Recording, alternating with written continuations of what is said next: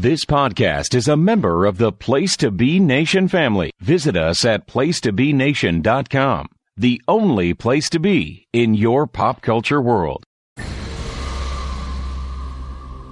Our eyes reflect our lives, don't they? I can see as well as you can. I can feel everything you feel. In fact, I can feel exactly what you feel.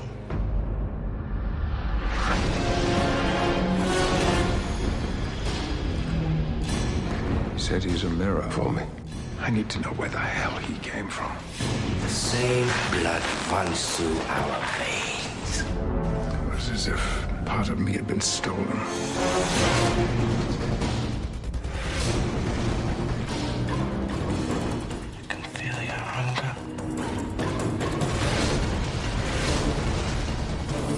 I must deactivate you. Why? Because you are dangerous. Look in the mirror. See yourself. I'm a mirror for you as well. Don't be so vain.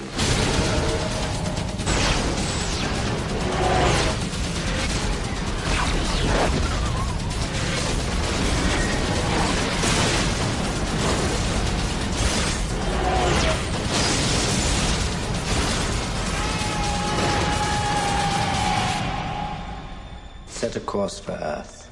Kill everything.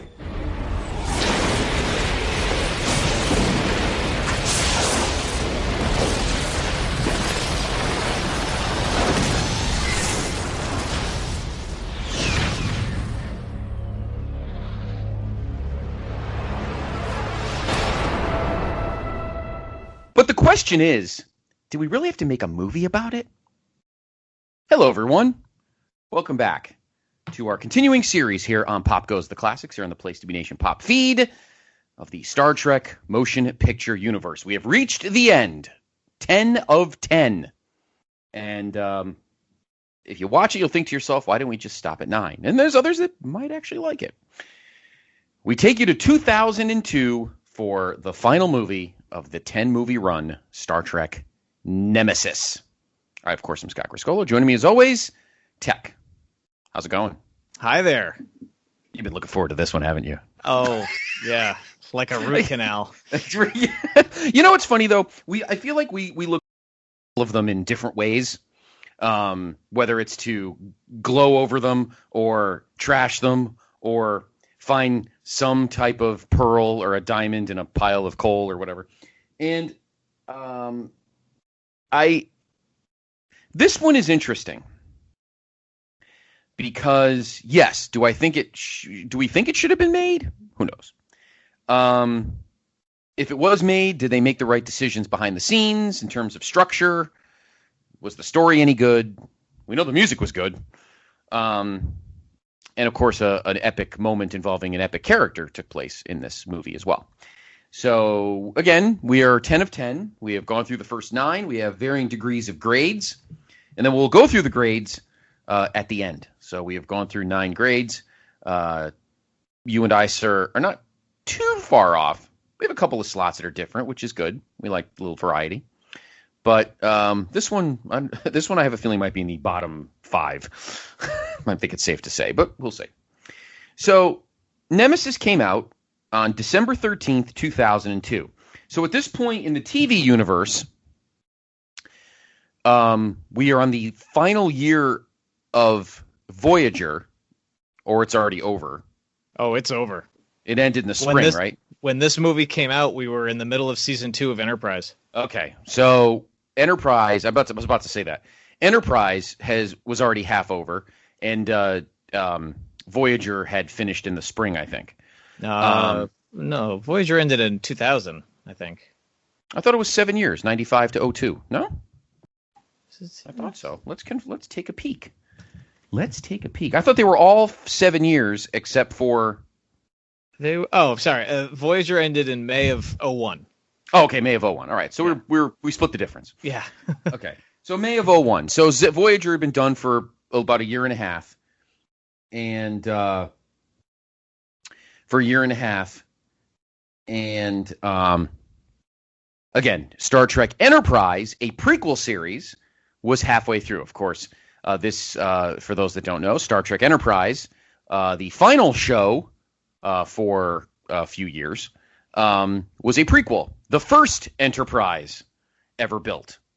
What is the number, sir? NX-01? Yep, mm-hmm. NX-01. Wow, I actually remembered it. Wow. Of course, our captain was Jonathan Archer, cast extravagantly by the great Scott Bakula. We had some good characters, some iffy characters.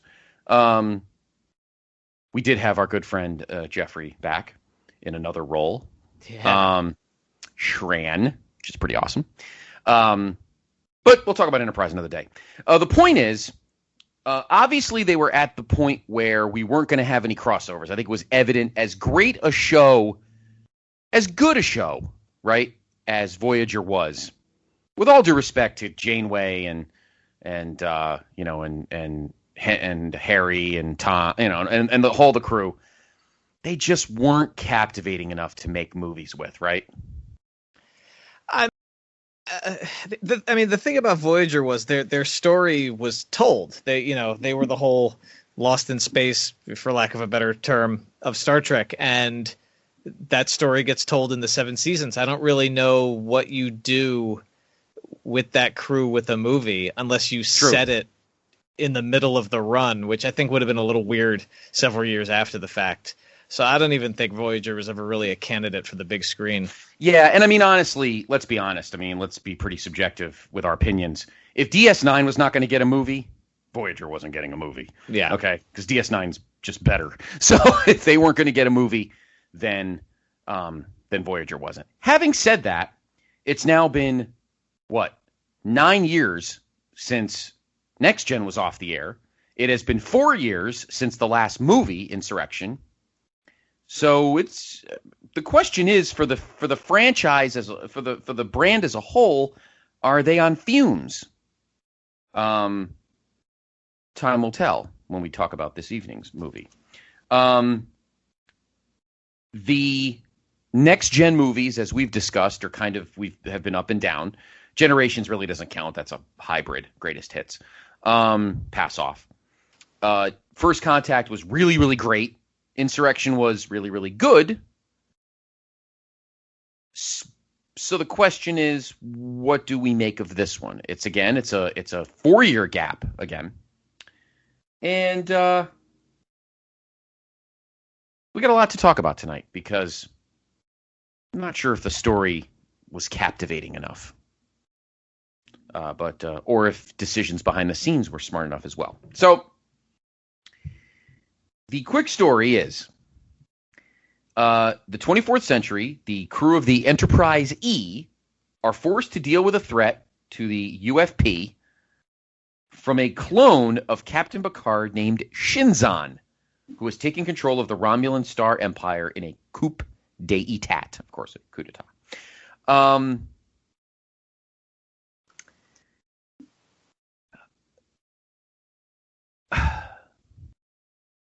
I know we haven't seen the Romulans in a while. We obviously, of all of the villains throughout the Star Trek lore, they've been kind of off the radar for the most part. We dealt with mostly Klingons during Jim's run in the 80s and early 90s. We dealt with the Borg, at least in Picard's world. Of course, poor Janeway had to deal with the Borg for a few more times on Voyager. But we haven't really dealt with the Romulans in a while. We haven't really said their name much. What the fuck are they doing around? Yeah, I mean, they got a nice spotlight towards the end of Deep Space Nine when they were, dramatically introduced into the Dominion storyline. But aside from that, they were always just kind of this element that weaves in and out of, seasons. Yeah. So, I mean, making a movie based on them, not a stupid idea. What to do with them, different story. I feel like based on that one sentence plot, they kind of wanted to do with the Romulans what they did with the Klingons. They've been a long-standing villain maybe it's time to kind of turn them babyface. So obviously in Star Trek VI, the undiscovered country, the Klingons themselves with their overmining, and now the Romulans get overthrown by this rogue clone. Clanka. Speaking of clankers, we'll talk about the effects of the show later, of the movie later. All right.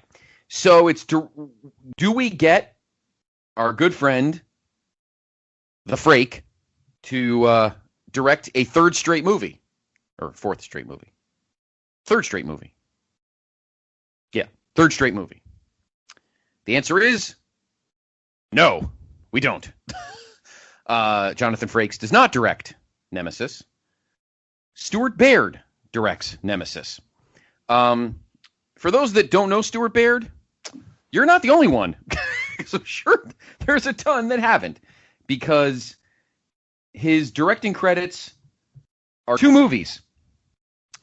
Executive Decision in 1996 with Kurt Russell, and U.S. Marshals, the sequel to The Fugitive with Tommy Lee Jones, Wesley Snipes, and Robert Downey Jr. I forgot he was in that. And that's it. Already, I have a little pause, sir. Frakes had hit a home run with everything he's touched before. What would the logic be in not just having him do it again? Well, the real world answer is he was either finishing or involved with his movie Clock Stoppers, which he was directing. And I believe that somehow influenced either his decision, or because he has come out in recent years saying that had he been asked to direct Nemesis, he probably would have done it. So I don't think he was asked this time around by Rick Berman and company. But for some reason, I have the movie he directed, Clock Stoppers, in mind as part of the reason. Yes, Clock Stoppers came out on March 29th, 2002, a sci-fi action comedy film starring Jesse Bradford, Paula Garces, French Stewart, that speaks volumes, Michael Biehn, though, Terminator fame, among other things, produced by Gail Ann Hurd, and written by Rob Hedden, who name you've heard before, J. David Stern and David Weiss. So he was making pretty much a kid's sci-fi movie, for the most part, for lack of a better term, which came out about 8 months before this. But they started shooting this in November and finished in March. So he clearly was not available because he was doing that. But obviously they felt like they wanted to go in another route.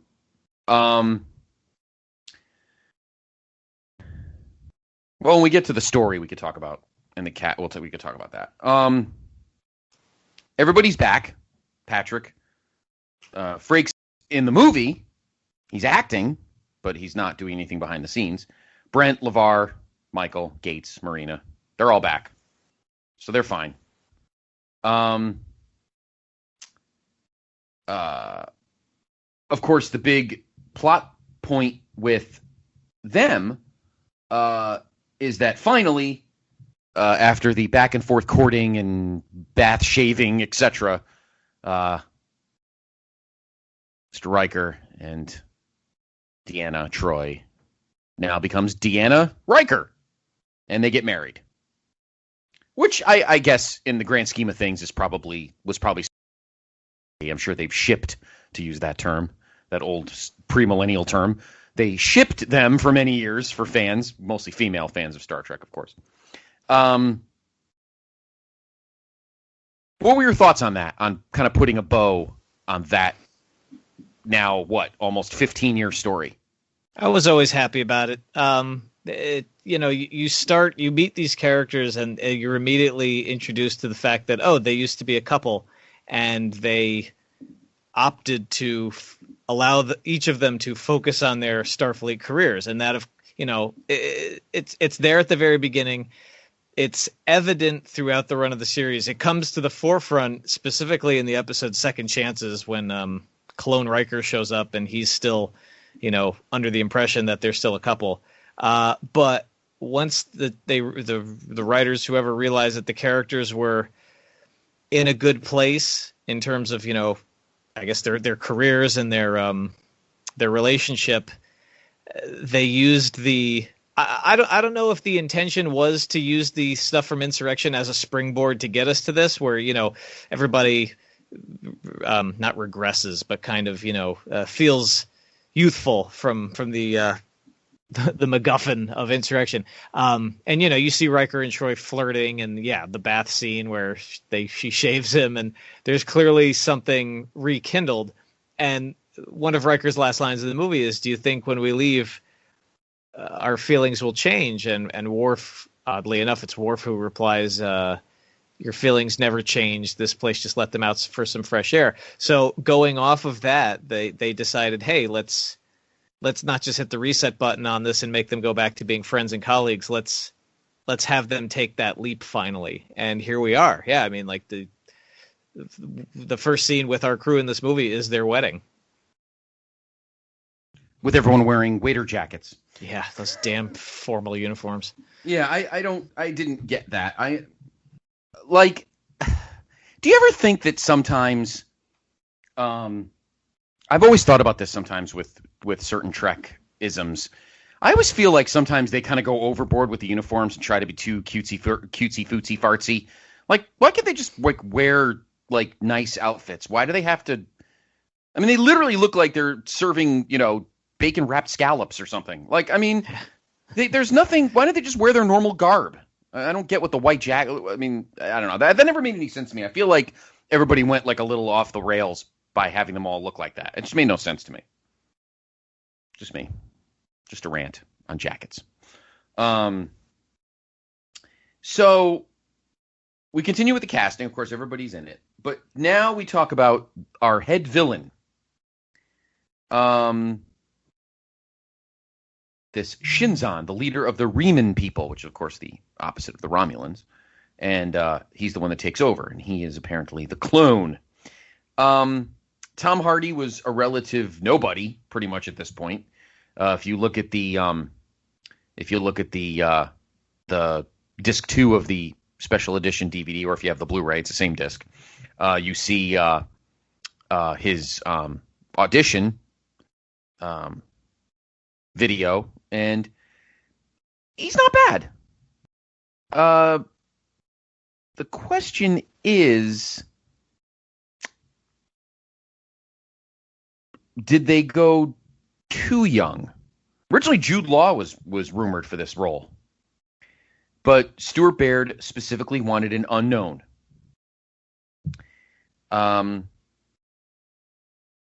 Before we talk about the plot and his role in the plot, what were your thoughts on this casting choice for this slot?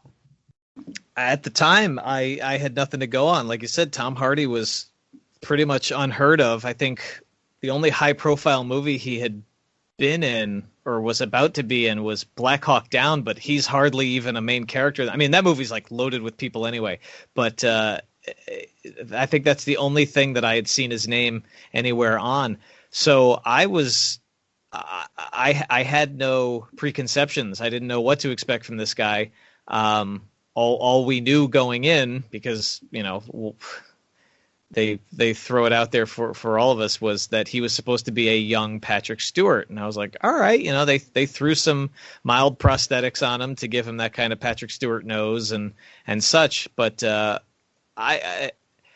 I think Tom Hardy's a fine actor. I mean, there are times where he can go a little over the top, but seeing as this was early in his career, I'm pretty sure he was just ecstatic to be in a high-profile movie and didn't want to screw it up. So I've never really had a problem with his performance. Yeah, I never did either for what he was doing. What he's doing, we'll get to in a minute.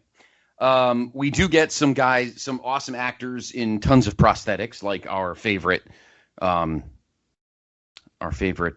soldier from hell / head of the biker club and Sons of Anarchy, Ron Perlman, as the Riemann Viceroy. They became friends on the set, and they're friends to this day. Any other names of note. Majel's back as the Enterprise computer. Stuart Baird is the Scimitar's computer. Uncredited, Whoopi's back as Guinan, even though she's not mentioned. And mentioned as Kelly, whoever Kelly is at the time, X-Men director Bryan Singer is in the movie. Yeah, he pops into frame for about half a second on the Enterprise bridge. No lines. It's just no lines. He just gets a close-up, a very brief close-up. He had, at that point, he had done The Usual Suspects, which is a great fucking movie. Apt Pupil, which is an unheralded Ian McKellen movie, by the way. And I think he had done the first X-Men at that point. X-Men United, X-Men 2 would not come out till the following year. So, and of course he would do a ton of things, including maybe my favorite thing he's done, Bohemian Rhapsody. So, and Kate's in it. Kate Mulgrew does make a Ready Room cameo as Janeway. Speaking of Voyager, but the one that I'm kind of pseudo avoiding, because he's not technically in the movie, but he makes it in a deleted scene, is the return of everyone's favorite annoying fucking kid. Shut up, Wesley. Get out of here, Wesley. Stop smirking, Wesley. Will Wheaton is back as Wesley Crusher, Beverly's annoying kid. But since we all know Beverly, we wonder where the annoying comes from. Just me. That's just me. But the aggravating thing, I'll leave this for you, sir. I'm going to let you throw this jab. What is the annoying thing about his deleted cameo in this movie? The fact that the last time we saw Wesley Crusher, which was, I think, 3 or 4 episodes before the end of Next Gen, he is out of Starfleet, has, dropped out of the Academy, and he's gone to travel alternate realities and different planes of existence with the Traveler. That's where we left Wesley Crusher. So here we see him his speaking role is omitted. It's a deleted scene, but you do see him sitting at the far end of the head table in a Starfleet dress uniform, which makes no sense. But if you do watch the deleted scene, they sloppily just say, "Oh, it's so good to see you back in a Starfleet uniform." Like he suddenly one day had a change of heart. Is like, "Yeah, I'm going to go back to the Academy, finish up, and get a posting on a starship." And I'm kind of glad it ended up on even though seeing him in the uniform makes no sense out of context. The dialogue in that deleted scene makes it even worse, because as we will get into, this movie takes a good chunk of decades of continuity and just throws it out the window, and that's just a solid example right there. Right, exactly. So there's a cast. So cast, I actually skipped. Let's do that first. So our first grade, the cast. Overall, not bad. I mean, there's a few people I've never heard of, but for the most part, what are your thoughts as a whole? And what do you grade it? The cast gets the short end of the stick in this movie. I will never fault anyone's performance because they're all professionals. They all, in terms of the main cast, they know their characters. They work with what they're given. And in this instance, a lot of them weren't given a whole lot. Right. This movie, yes, Captain Picard, Patrick Stewart's Captain Picard is the captain. He is the main character. And yeah, he's at the forefront of Generations in dealing with that threat and dealing with the Borg at First Contact and dealing with everything in Insurrection. Here, so the story is completely about him. And Patrick Stewart has all the heavy lifting, which is fine because he handles it like the pro he is. You have a B story with Data, much like how First Contact was structured, and everybody else almost gets forgotten about. You have Deanna, she gets married, great, and you have the scenes where she is, for lack of a better term, mind raped by Shinzon. So she has that kind of moment at the forefront where she gets to kick a little bit of ass across space. However, Riker, aside from a very poorly staged fight with Ron Perlman at the end of the movie. Doesn't get to do a whole lot. Mm-hmm. Worf practically disappears from this movie after the first act. Yep. LaForge is just kind of spouting dialogue with very little to do. And then Beverly, you know, she makes a couple of scans early in the movie, and that's about it. Yep. The cast gets completely left out of this movie. And it's a damn shame because this was touted as, you know, a generation's final journey. You know, you'd think you want to give your main cast that you are essentially giving a farewell to a fair shake, you know? And but again, no one's performance is bad. They're just given so little to do. And then, yeah, you have your ancillary cast. You have Tom Hardy, who, you know, puts out a solid performance, not a great character, but a solid performance. Ron Perlman is acting through pounds of makeup, to his credit.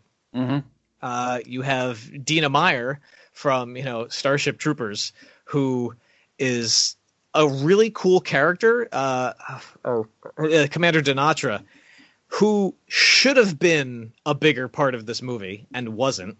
And then, yeah, we talked about the cameos from Whoopi Goldberg and Kate Mulgrew and all that. And it's in reading about it after the fact, even the cast wasn't even happy about what happened. Marina, while she was very vocal about saying, like, I love what I got to do, but she was very critical of the director, of Stuart Baird. Same with LeVar Burton. He had some choice words to say about Stuart Baird. And so did Michael Dorn. Michael Dorn pretty much described Worf as useless because that's kind of what he was in this movie, sadly.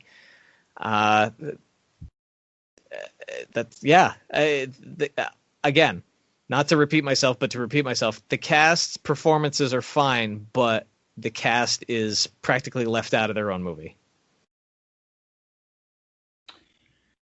Yes.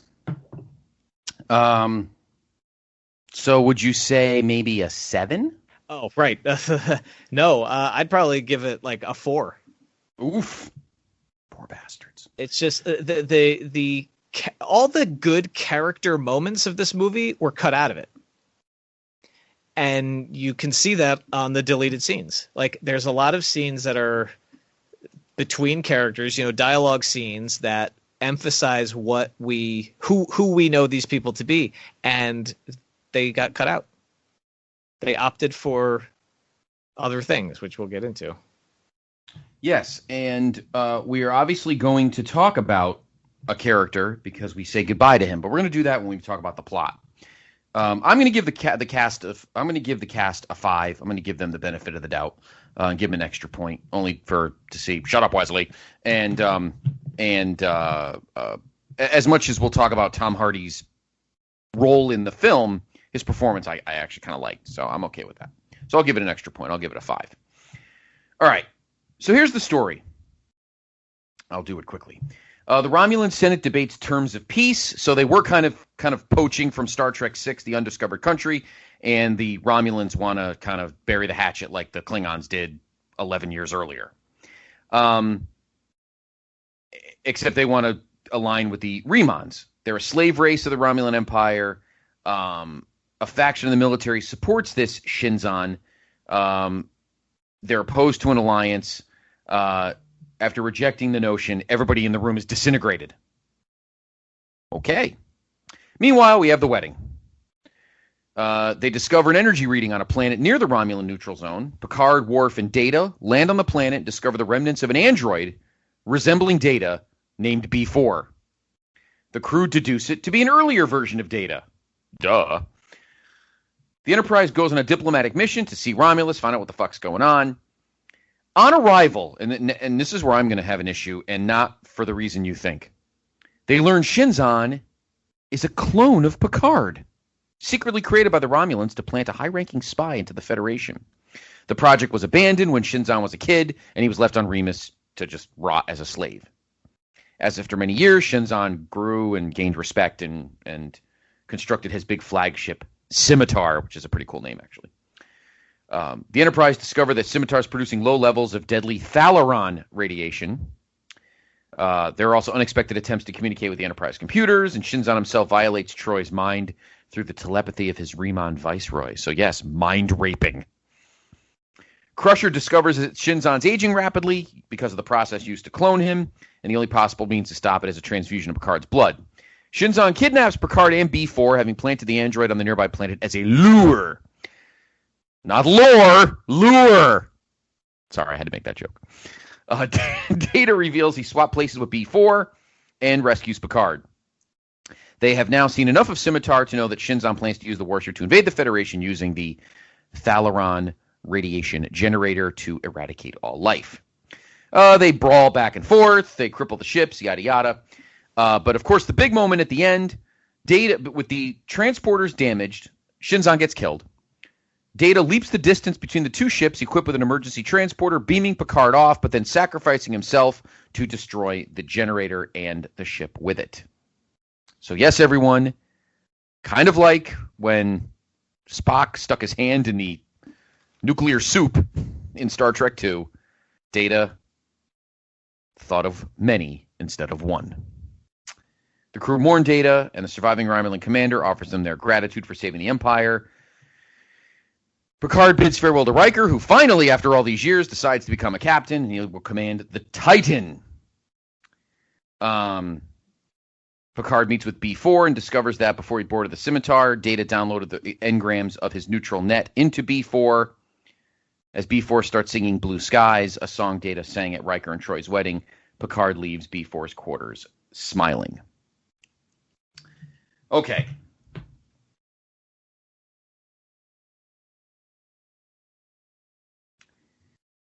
All right.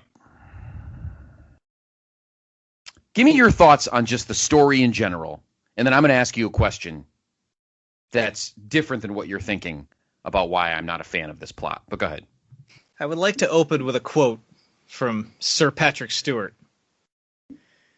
This is Patrick referring to Jonathan Frakes' work directing Star Trek First Contact. You cannot begin from a state of absolute ignorance to try to familiarize someone with what Star Trek is. It just won't work. I'm going to let that sink in. Mm-hmm. With that on the lips of our beloved captain, here we are 2 movies later with a novice director who has only done 2 movies, 2 good movies. I love Executive Decision. But he's primarily an editor. I mean, his credits are beyond reproach. Mm-hmm. You also bring in a new writer, John Logan, another guy with a major pedigree and a supposed love of Star Trek. None of this is evident in this movie. Mm-hmm. Right. In this plot. If you had told me that John Logan, as in addition to Stuart Baird, had never seen a minute of Star Trek in his life, I would believe you. I am absolutely blown away by the fact that John Logan considers himself a Star Trek fan. The plot of this movie is very weak. It's weak. That's the word I'm going to use. And everything surrounding the plot, quote unquote, fleshing it out, flies in the face of, as I said before, decades of continuity. At the very start, well, all right, you asked me to kind of briefly summarize, so I've done that. I'll let you ask your question now. Okay, here's my question. I don't like this plot for a different reason.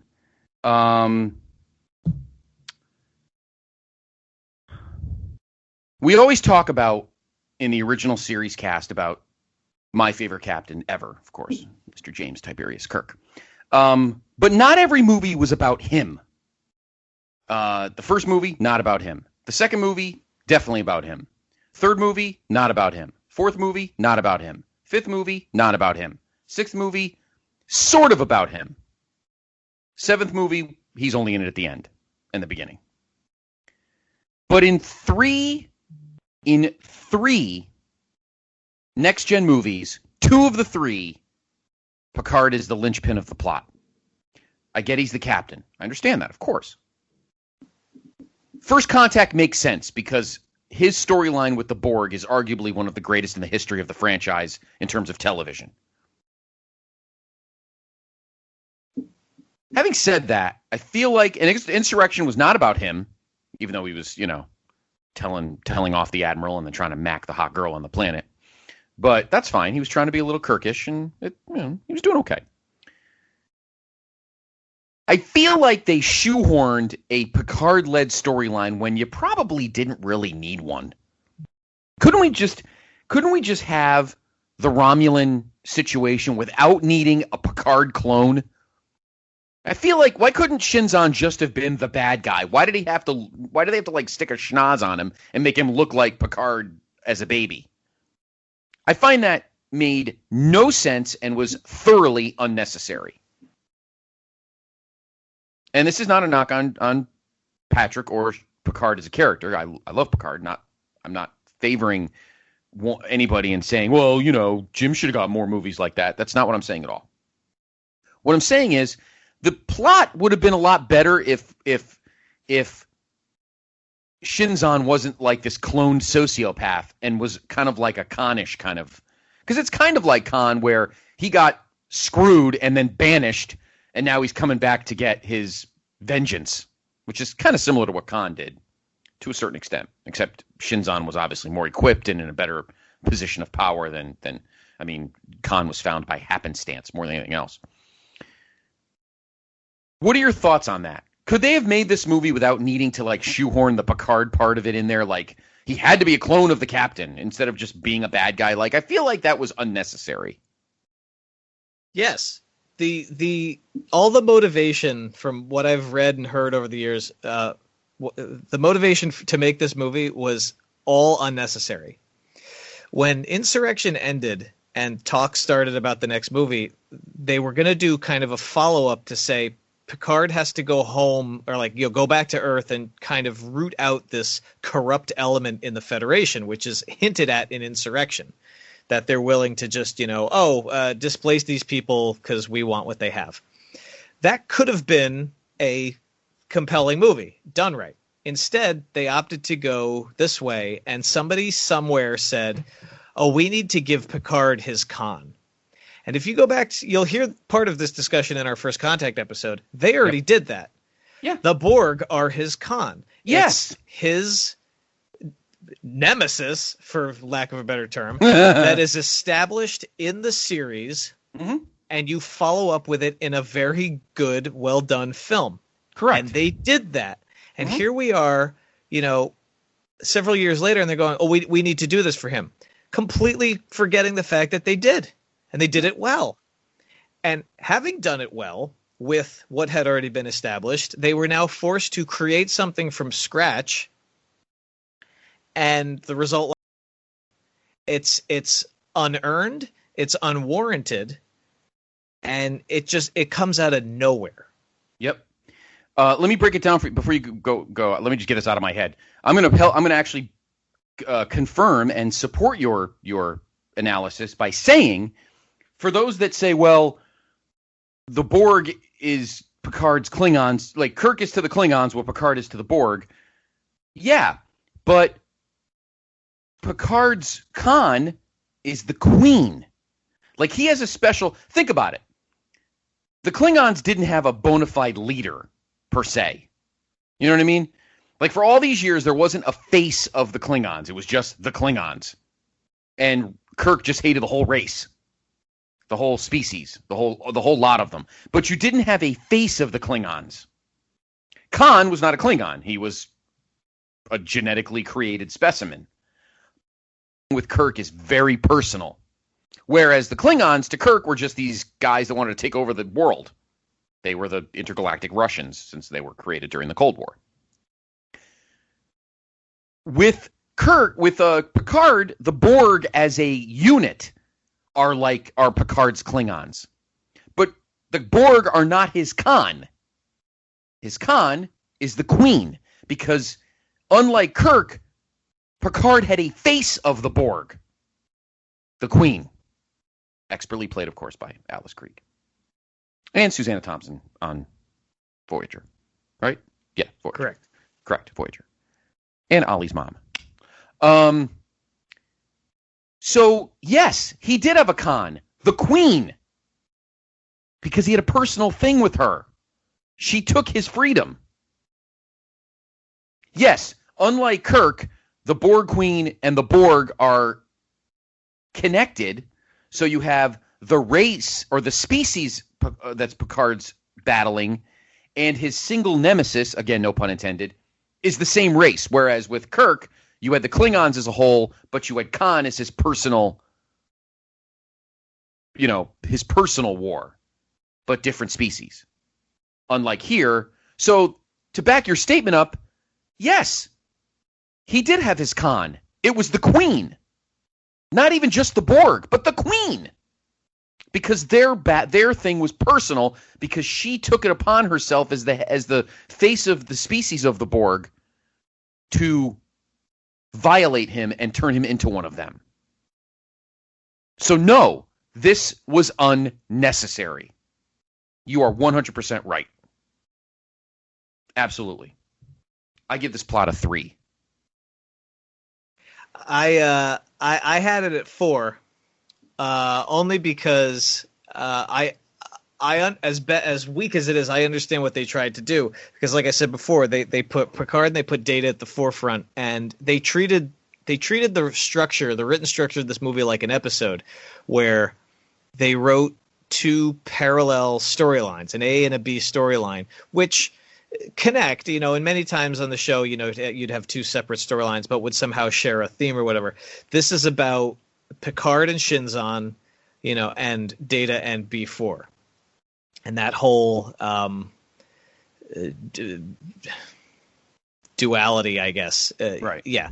So Shinzon is trying to determine like who he is based on who Picard is, and the thing they keep beating you over the head in this movie is, if I had lived his life, would I have turned out like him?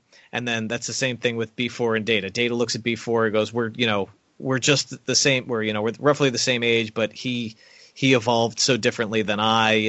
And yeah, that's your parallel storyline. Sure. Would that have worked on an episode? Absolutely. Did it belong in this movie? I don't think so. We've explored Data so much, and again, we had another Data show up on Next Gen. It was his quote unquote evil twin called Lore. Yep. And we dealt with him in 3 separate episodes over the course of the 7 years. And that fact apparently also escaped John Logan, and I still can't believe Brent Spiner helped write this movie with Rick Berman. Yeah, because you'd think Brent would have gone, oh well, we kind of already did this. We had an evil, or well, this Data's not evil. He's immature and undeveloped. But the worst offense in terms of that is when they bring aboard the parts of B4, they turn them, they examine them, and Picard just kind of looks around, looks at the pieces, put them back together. Let's see what happens. Did you just forget everything? Yeah, pretty much. That's one of the major just ignoring of what has happened. One of the major ones. There are several. But yeah, the plot overall, again, I get what they're trying to do. Now that I think about it. No, I think you're right. I think it is a 3. Yeah, because I'm sitting here, I'm looking at my notes, and I'm thinking about the rest of the movie. I'm like, they're again, what I said earlier, the plot, the pieces of the plot of this movie, there are pieces that are cut out. This movie is so bent on showcasing action sequences and special effects, while good in, moderation in any movie. This movie leans heavily into that, and you lose so much of the story because they wanted to just showcase a lot of action. Yes. So, but I mean, the wedding is a great scene. I love Patrick Stewart's speech, and it feels natural. The stuff with Shinzon, just I'll go into that a little bit more when we talk about the villain as a character. Let's go right into it since I already gave my plot grade. Let's talk about Shinzon in the villain category. Go ahead. Okay. He's a bad villain. He's yeah, he's the crux of this movie. He is the Nemesis. But like we said, they created a character that they thought needed to fill a hole that didn't exist. Mm-hmm. There's a better way this was done, and I'm not even talking about First Contact. There was a computer game called Star Trek Armada. It was a real-time strategy game. It was actually very good. I remember. And you could there was a cool storyline for you could play as like multiple races, but the main Picard storyline was the fact that the Borg, going back to the Borg, commandeered a Dominion cloning facility, owned Picard, and recreated Locutus. And that, in that video game, that Picard versus Picard storyline was done better than it is in this movie. Because in that case, he's literally faced with, his dark side, like what he has already experienced, what he knows, and it ties into the same kind of theme of, if I had stayed on this path, would I have turned out that way? And I'm telling you, it was way more compelling in that storyline than it was here. The thing about Shinzon is, like, he's such a child. And I would have expected this behavior if they had written like, oh, well, he was, grown at an accelerated rate, so he's, 25, but he has like the mentality of a 10-year-old, and he's very, immature and, prone to tantrums or whatever. But at the same time, this is a guy who managed to inexplicably rise to the top of the Romulan government. Yeah, he assassinated the Senate, but before that, whatever. But the biggest thing that I've always had a problem is he starts out, you really kind of wonder if he's genuine. He's asking Picard, he's like, tell us about our families. Like, I can, tell me about my past. He goes, I can tell you about my past. I can tell you what I've done with my life, but it goes on that he needs Picard's DNA to stabilize himself because he's breaking down and he's dying. But at the same time, in addition to conquering the Romulans, who, yes, created him and then screwed him, they threw him in a hole, left for dead. He's now like, I want to destroy the Federation. I want to kill all the people on Earth. Why? What did they do? Yeah.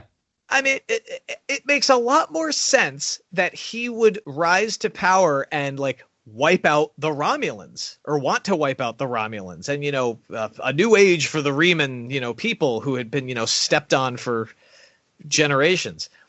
His motivation of going after Earth and destroying the Federation is completely out of left field. I mean, yeah, there's the whole Romulans are, creepy and hiding in the shadows and wanting to destabilize any opposing force. Sure, fine. But that's their motivation. That's not his motivation. Maybe that was, if they had maybe established, since he was part of this plot to infiltrate the Federation and destabilize them from within, sure, that would make sense if that was part of his, clone programming or whatever. Mm-hmm. But there's nothing about that in the movie. It's he's just such a two-dimensional villain. And again, Hardy's a fine actor. He's just putting out what he's given. If a great actor is given a weak script, you're going to get a weak performance. He's not a good villain. And it sucks because the villain is literally the titular character of this movie. The villain gets a 3. Sorry. Wow. The villain gets a 3. He's just not compelling. I'm going to give him a 3 too. He's not well written. There's all the stuff with Troy where he's just like making eyes at her, and he's doing everything but hanging his tongue out at her. And they, have, again, he telepathically violates her twice. Ugh. It's bad. It's just bad. Yeah, I agree with you. Like, I feel like again, maybe that's another thing. They shoehorned the killing Earth thing to make us be like, oh, he's going to kill us. Why? Yeah, I don't know. These are the stakes? Ooh, okay. Yeah. Out of left field. All right. Production.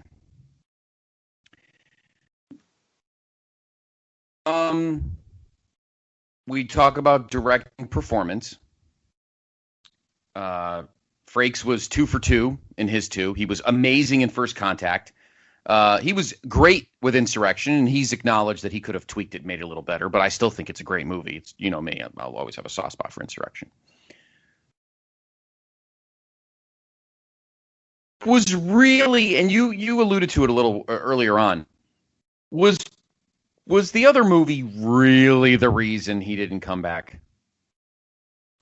Well, no, I don't think it was the reason. I just don't think Berman asked him to do it. That's kind of dumb. It is dumb. He'd proven himself twice over. And yeah. Leonard got another shot. Yeah, I don't know if they felt like, oh, maybe 3 is pushing it for one guy. It was, yeah. And like I said, Frakes has admitted that had he been asked, he would have done it. Weird. Having said that, like we've talked about many times at work when I pop my head over and we chat about it, you took guys who had zero. You thought they had some type of background on the story in the franchise and the, you know, they had a primer, and then they like poked so many holes in continuity like they never done before.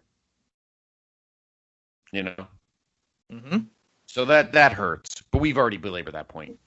Effects-wise, a lot of green in this movie. I thought the Scimitar was a cool ship. I have to admit, Scimitar was a cool ship. What would you think? Production-wise, this movie is pretty great. Yeah, it's surprising to look at it and be told that ILM didn't do this movie. The CGI is pretty solid. They of course were busy for the same reason they didn't do Insurrection. This time they were making clankas. Yeah, they were doing making clankas. But ship designs are cool. Enterprise, you know, it's the same model we've seen for 2 movies, but it looks good. You know, it's not like a Star Trek V situation where they take an existing model and make it look like crap. The Scimitar is a cool design. It's created well, CGI wise. We get two new Romulan ships. They look really cool. The makeup is great. The Riemann makeup is really heavy. You know, they were going for that kind of Nosferatu look, and as far as I'm concerned, they achieved it. Yes. The introduction of the Argo is pretty cool. I mean, the shuttle itself looks cool. Did we need an ATV? Not really. It's, you know, it's a Star Trek Jeep. You know, adding a futuristic sounding engine doesn't really make it that cool. But and it's cool to see Romulus, you know, not as a matte painting for once. You know, you get that really cool kind of fly-in shot at the beginning of an environment. That. Yeah, an environment we had seen before, but again, a static matte painting from TV. So to see it in much more detail was very cool. Again, ship design, Scorpion fighters are cool. The setting on the Scimitar is just so cold and metallic and lifeless. You know, it really kind of gives you that feeling of just, this is, you know, kind of bonk on the head though about, you know, this is the bad guy's ship. But it's not all wine and roses. We end up on a planet that is clearly like the California desert.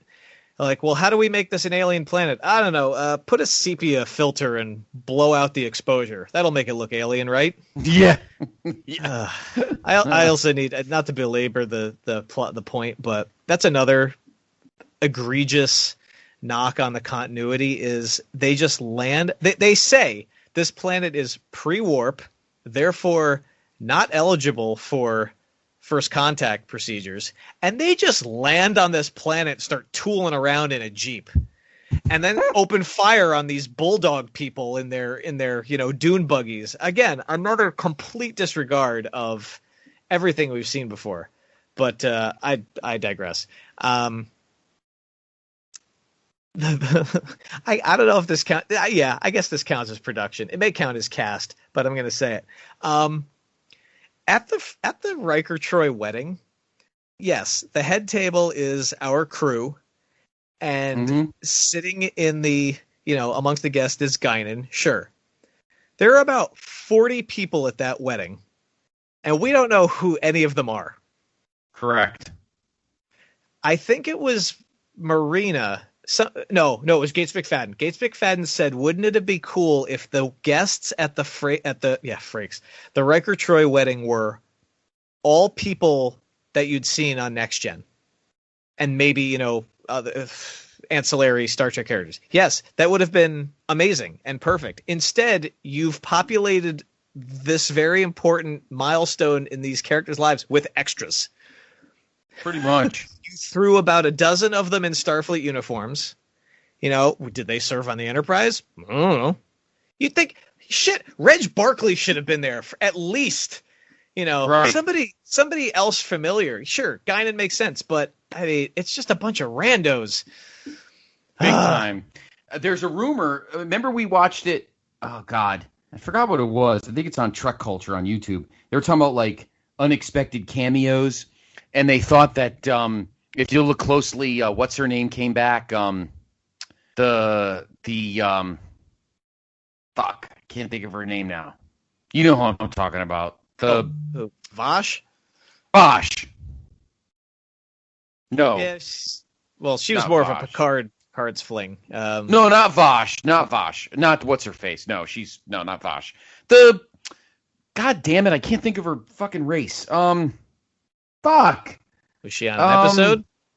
Yeah, she's a few. She was Michelle Forbes' character. Oh, well, Ensign Rowe. Rowe. Remember there was a weird like urban legend that you could see her head. Yeah, that would have made even less sense for her to be there, seeing as she essentially set fire to the bridge with Picard and Riker and Starfleet when we last saw her. Yeah, and turned heel and joined the joined the Maquis. The Maquis. So she became a terrorist. Yeah. So, yeah, that was dumb. Even though we liked her. Vash, I just thought of that. Imagine, would you like to be my date? Or, oh God, I mean they've met so many people in their travels. Yeah. But why not stick other? But you could put other, even show characters. They kind of buried the hatchet, but why don't you invite Brooks and invite, maybe Worf invites some of his DS9 pals. Yeah. I was about to say, why wasn't Deanna's mother there? But then I realized that in the movie they say they're going to Beta Z for another ceremony. But right. Like Riker's dad, there was a whole episode about him making peace with his estranged father. He wasn't there. Yep. Yeah, no, it's just stupid. They treated such a major moment with such a cavalier attitude. Just get a bunch of people from central casting, put them in some costumes, and shoot the scene. Yeah. Definitely not thought of by people who supposedly cared about the lineage of the franchise. It just to half-ass it like that is unacceptable. Yeah. So I mean, chalk that up to production if you want, but like I said, everything else, like the effects are solid, the sets are solid. I give production a 7. Okay. Yeah, I'm going to give it a 7.5. I want to give an extra half point to the Scimitar because it was a cool looking ship. Okay. Music. Guess who's back? Mm-hmm. Our man JG. Jerry Goldsmith returns. Does the music help at all? Does it help? Not really. I love Jerry Goldsmith. You can listen to me talk about him on all the other episodes he's featured on this series. This is his last Star Trek score. It's one of his last scores ever before his passing. Yep, he died later. Yep. Yeah, you get his motion picture theme, obviously. That's going to pop in. Do you get his Klingon theme for any Worf moments? I honestly don't think you do. I can't recall. But the biggest thing about Jerry's music in this movie is he created this melancholy 5-note theme, and he just kind of beat us over the head with it. You know, you listen to First Contact, you listen to Insurrection. I mean, hell, you listen to any of his previous Trek scores, and there's a lot of stuff going on. Yes, there will be themes. There is a First Contact theme. There is a thematic progression for the Borg, and so on. This movie is just like over and over and over again. It's played with a few different instruments. It's played at a few different speeds, but it's just constant throughout this movie, and it gets tiresome. And I hate to knock it, but it's repetitive. It's very repetitive. It's also a very electronic score. I think it's his most electronic out of all of them, all of the Star Trek scores. Like the whole movie opens with this kind of synth vibe right as the opening title comes up, and then it goes into his horns of the Alexander Courage theme. But everything after that, a lot of percussive, electronic percussion, and a lot of percussion throughout the movie, which it's cool for a while. It's cool at the very beginning when you're introduced. The first shot of the movie is Remus, and then it goes into Romulus. It's this kind of cool drum beat piece that plays.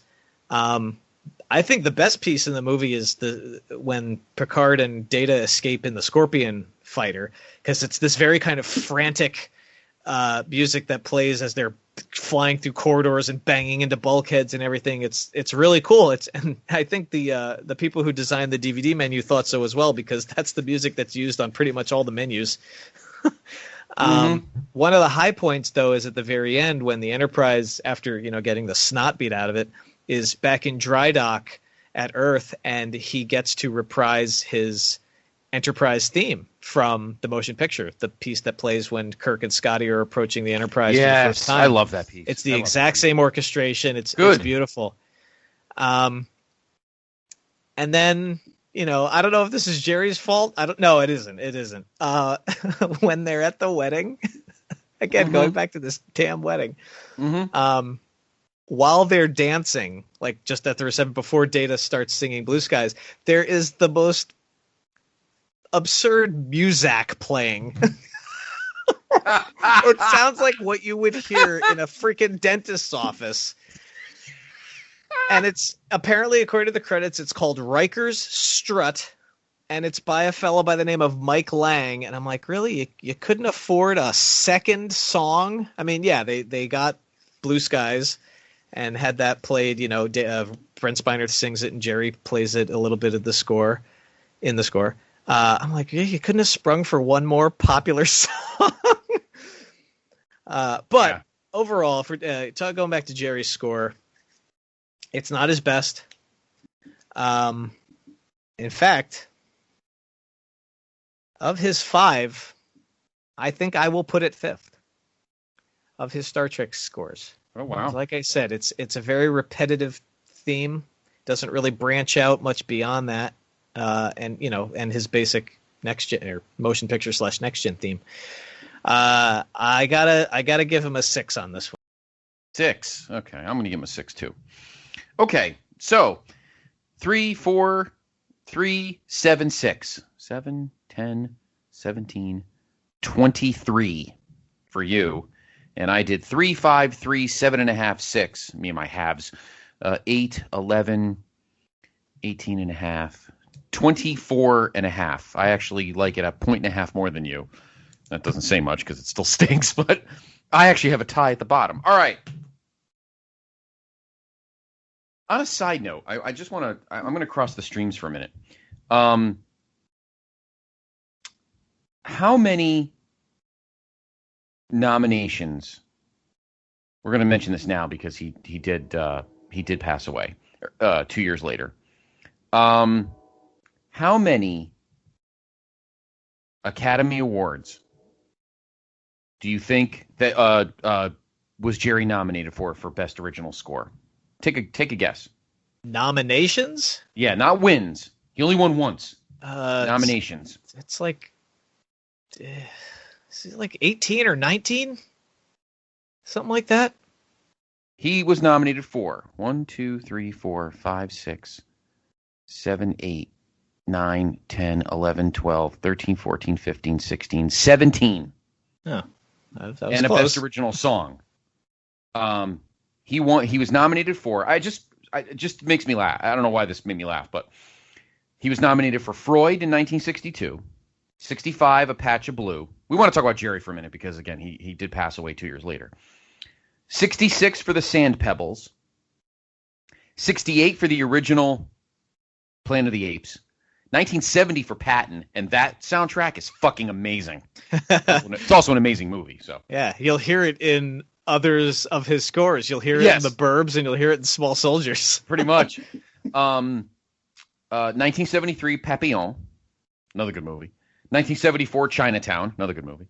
1975 The Wind and the Lion. 1976 The Omen, which is his only win, and that soundtrack is ominous. 78 for The Boys from Brazil. 79 for TMP. 82 for Poltergeist. A lot of people forget he scored Poltergeist. 83 for Under Fire. 86 for Hoosiers. Anybody remember that? Did the score for Hoosiers. Did not win that year, though. 1992 for Basic Instinct. 1997 for LA Confidential. And 1998 for Mulan. So that's 17 nominations. On the flip of the coin, you ready for this? This past year, 2020, John Williams was nominated for Best Score for Episode 9. You know what number nomination that was for him for Best Original Score? It's like you ready? 52. 52. We will do a John Williams show. Hopefully he doesn't die soon. He is 88, but pray. 2020 already sucks ass. Let's not add any more to it. Yeah. So we could talk about Jerry. We could talk about, Jerry's legacy speaks for itself. And unlike John, because you and I always have this conversation about John Williams and Jerry Goldsmith because it's like Trek versus Wars. But the difference between the two of them is John pretty much for the most part strictly stuck to movies, whereas Jerry did a lot of TV too. So he has some primetime Emmys and some daytime Emmys to his credit too. Whereas John's pretty much strictly a movie guy for the most part. Did some TV, right? A little bit. Yeah, I'm pretty sure John Williams wrote the theme to Lost in Space. Yeah, he did. Yeah. And we're not counting like Clone Wars and Rebels and all that. That doesn't count because, that's just his music being borrowed by because he didn't do Rebels, actually. Did he do Clone Wars? No, Kevin Kiner is the Kevin Kiner did all that, Lucasfilm right? TV composer, yeah. Yeah, so it's just like theme Williams. Right, but other guys did it, exactly. Yeah. Anyway, I just wanted to give Jerry his due. In terms of TV, Jerry Goldsmith wrote the theme to Barnaby Jones, and that's a pretty great theme. It's a tremendous theme. Okay, we can go through all the TV stuff. Oh, he did Dr. Kildare, he did the Waltons. Yeah. List of movies and series. Yeah, he did Twilight Zone, Perry Mason. Oh, God. Dr. Kildare. You said Dr. Kildare. Oh, God. Man from U.N.C.L.E. Yeah, that's right. In Harm's Way, which is one of my dad's favorite, God rest his soul, one of my dad's favorite war movies of all time. In Like Flint, The Detective, which I think is a Sean Connery movie, if I remember correctly. Oh, no, that's Frank Sinatra. I'm thinking of another movie. Other TV he did? TV films. TV. Did he do what other TV? He did a lot of TV movies. Oh, he did Logan's Run. Can't forget that. That's a great movie. I have that on my. Capricorn 1, which is a tremendous. He did some pretty good, kind of not low level, but you know what I mean, like less budgeted sci-fi. He did Capricorn 1. He did the music to Damnation Alley. Capricorn 1 is in Star Trek Insurrection. Yeah, Capricorn 1's a good movie. It's kind of got that outlandish feel.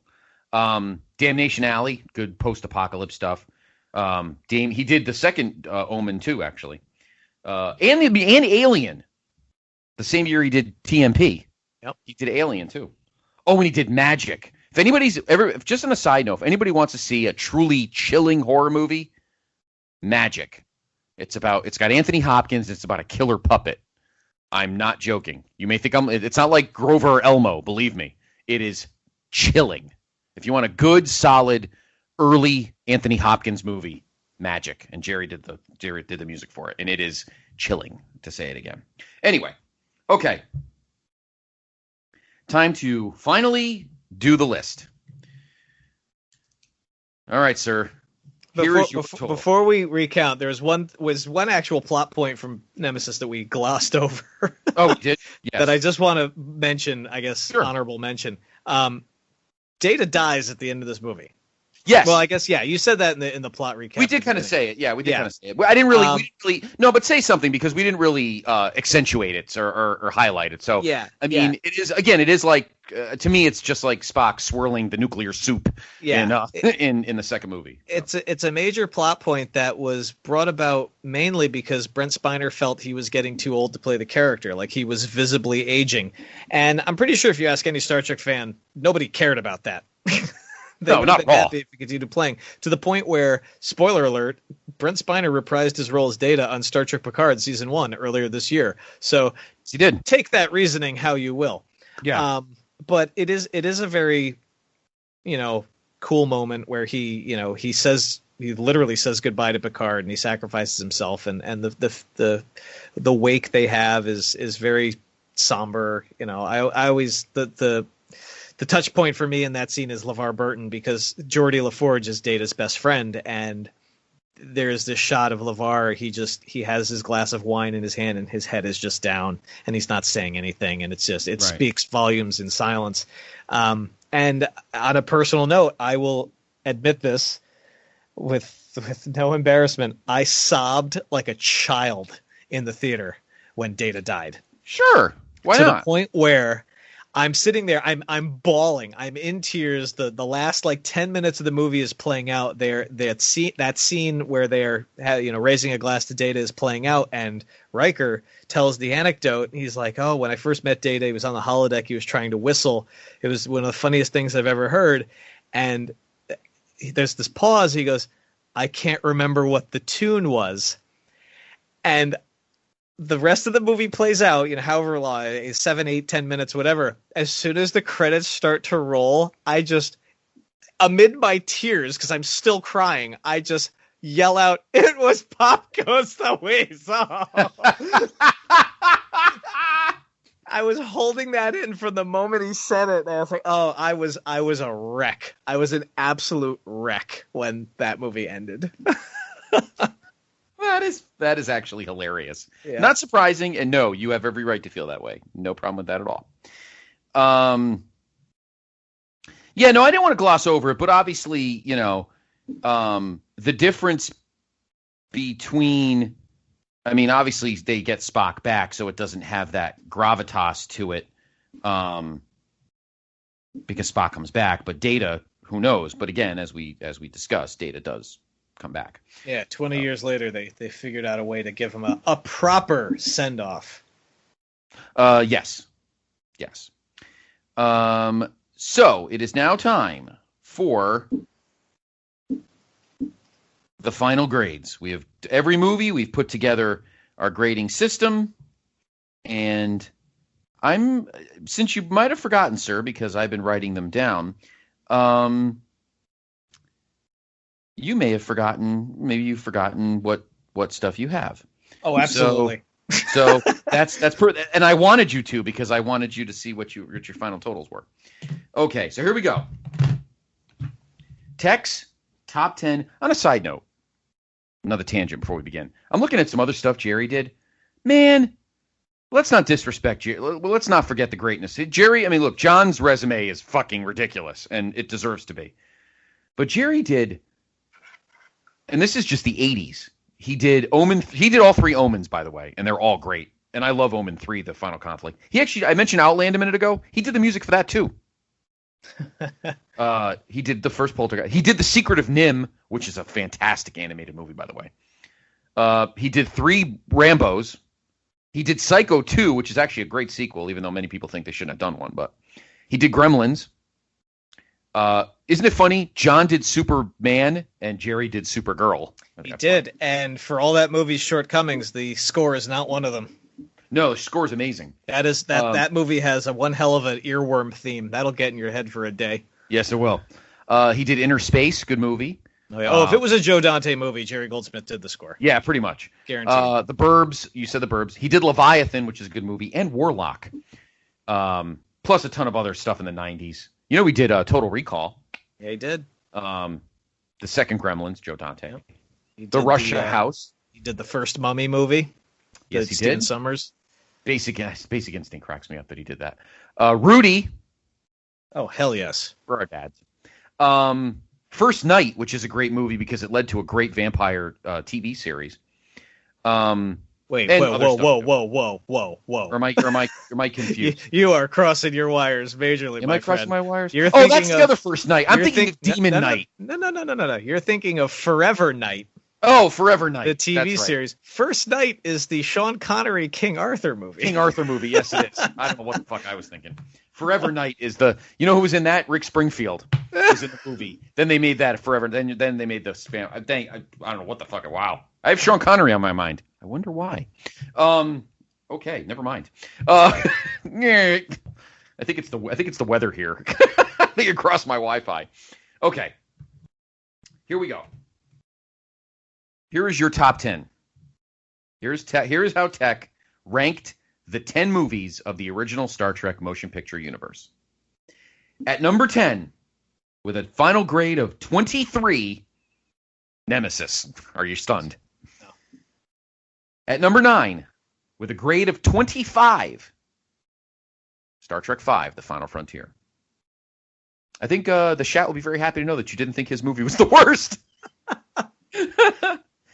With a jump of 10 points at number 8 with a grade of 35. Now remember, just to recap, we did 5 categories from 1 to 10, so 50 is perfect. Just to let you know.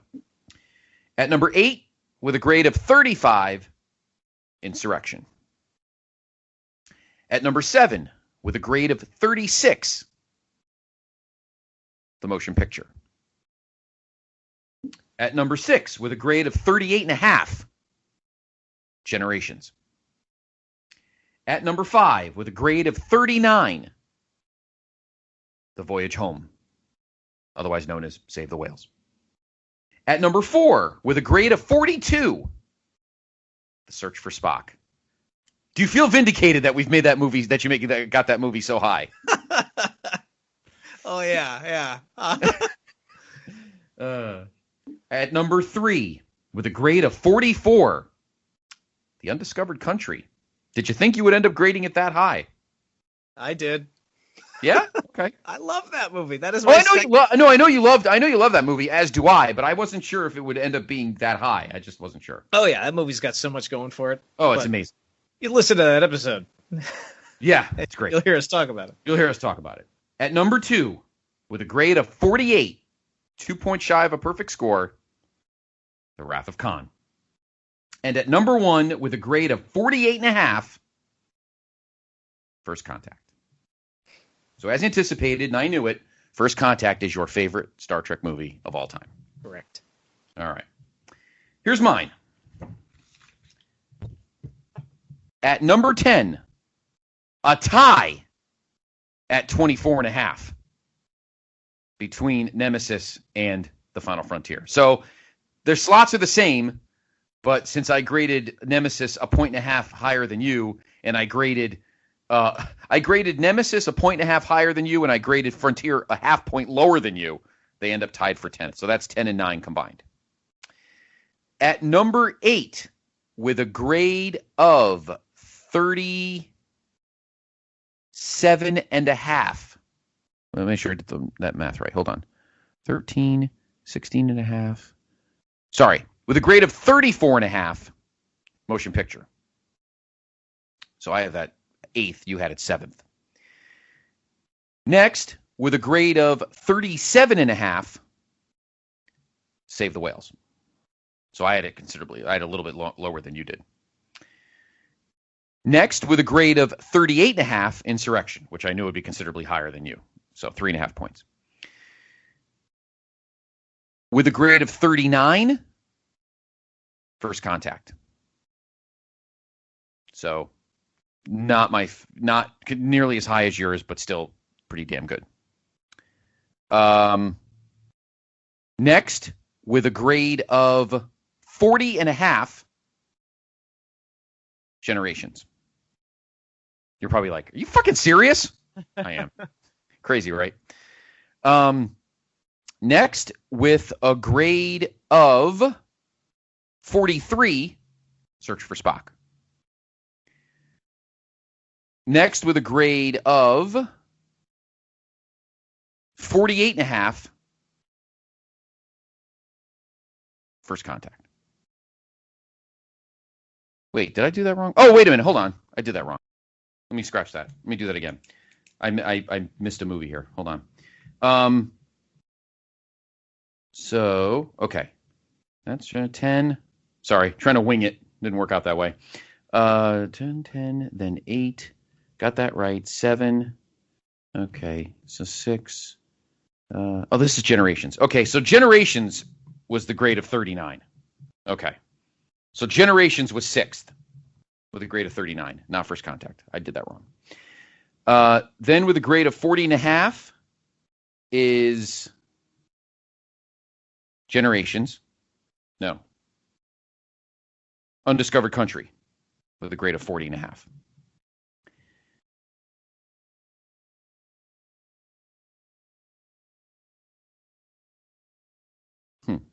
Yes.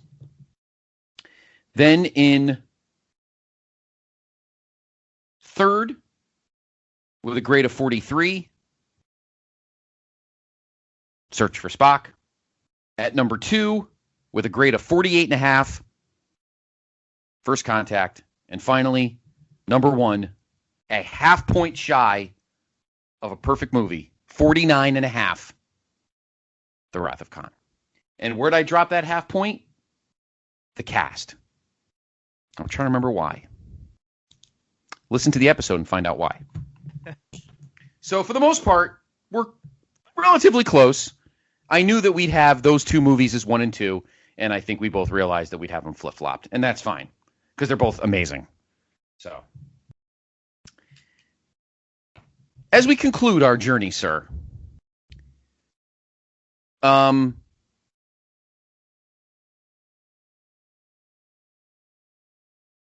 is this a franchise that you feel gets... Do you think in the general scheme of the greatest movie franchises, like the other one that starts with Star and some other ones, do you think that these 10 movies get their just due as one of the greatest movie franchises of all time? Yeah. Do you think it gets its due? Yeah. The fact that they tried to keep it going between 2009 and 2016 just goes to show you that it's an enduring property. Of course, Star Trek as a whole is, I mean, what's one step above enduring? It's just it's part of culture. It's part of history at this point. Sadly, if we're just talking about movies, though, it looks like movies will not really be in Trek's immediate future, since we literally have 5 television series in production at the moment, and Trek has taken its place back at the television table, as it were, where where it found its origins. But looking at, yes, there are 13 movies total, but these 10 are really seen as one unit. It still gets talked about. A lot of people out there are always happy to perpetuate the debate, even versus odd. Well, the even movies are so much better, and I like to think we've disproven that, especially today. Definitely have. Yep. Yeah, that's for sure. People are still talking about it. People are still asking if that was Ricardo Montalban's chest. Yes, it was. Yes. You'll still get, shout outs to Khan. Yeah, that's right. It's enduring. It's absolutely enduring. These 10 movies, love them or hate them, but continue to talk about them. Continue to debate them. They're not going away anytime soon. They have their place in popular culture. Absolutely. And what stinks is, a lot of them were at a time when ticket prices were not what they are now, because they are not in the top 25 highest grossing franchises. Now, are they the highest grossing media franchises? Perhaps. Now, it says prior to 2000, only 7 film series had grossed over $1 billion at the box office. James Bond, Star Wars, Indiana Jones, Rocky, Batman, Jurassic Park, and Star Trek. Since the turn of the century, that number has increased by over 50, not including one-offs. Again, money, ticket prices. You know what I'm saying? It's different. Here are the top 20. I'm going to say this really quickly to kind of clarify money and how Star Trek kind of got boned by history in terms of economics. The 25th grossing movie. Now, I don't think this should count since it's part of another universe, but the 3 Iron Man movies made over $2.4 billion. I personally don't think they should count because they're part of another franchise, so I don't really count that. I don't know why Wikipedia put that there, but number 24, Superman, and they're including all of them. Anything in the DC universe, the original series, and the Christopher Reeve films, and Supergirl. They count all of them. The Lion King was 23, Frozen at 22, Hunger Games at 21, Toy Story at 20, Ice Age at 19. Ice Age. How many Ice Age movies were there? I don't know, half a dozen? 4. Oh, that's it? And they made 4. And they made $3.2 billion. Crazy, right? The Twilights made $3.3 billion. Shrek at 17, Mission Impossible at 16, Despicable Me at 15. And how many were those? 4? 3. 3 and Minions. Oh, yeah. Okay. The Pirates, the Transformers at 13, Jurassic Park at 12, the DC Extendeds at 11, and here are the top 10. Number 10, Fast and Furious. Number 9, Middle Earth. Of course, the 2 trilogies. Number 8, this includes Nolan, the Burtons and the Schumachers, Joker, anything in the DC universe, the Lego movie, Catwoman, and Mask of the Phantasm, and anything that in the animateds and the TV series movie. So anything that had the bat in it combined to make $6 billion. That's everything. They're crossing all the things.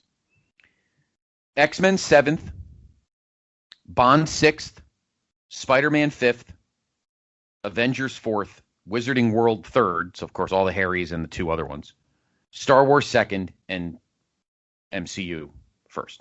By a wide margin. The Star Wars movies made $10 billion.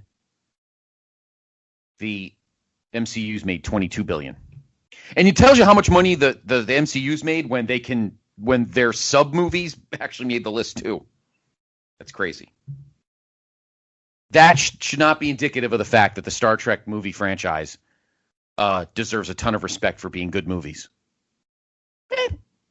As we talked about tonight, maybe a bit of a stinker here and there, but they deserve a lot of credit. But again, are they the greatest sci-fi TV franchise of all time? Undoubtedly. Absolutely. Undoubtedly. Nobody touches it. They've literally doubled their television presence from the last, 50 plus years in the last 2-3 years. Correct. We had 5 series with, TOS, Next Gen, DS9, Voyager, and Enterprise. Then there was a gap, and now there are 5 more.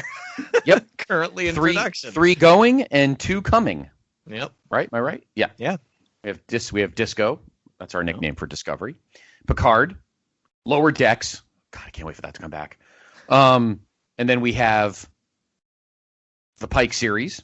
Yep. Strange New Worlds. And Prodigy. The Prodigy. Show aimed at younger audience. Yes. So, even though it's more TV franchise, the 10 movies deserve its credit. Now, I know what you're all saying. Where are the JJs?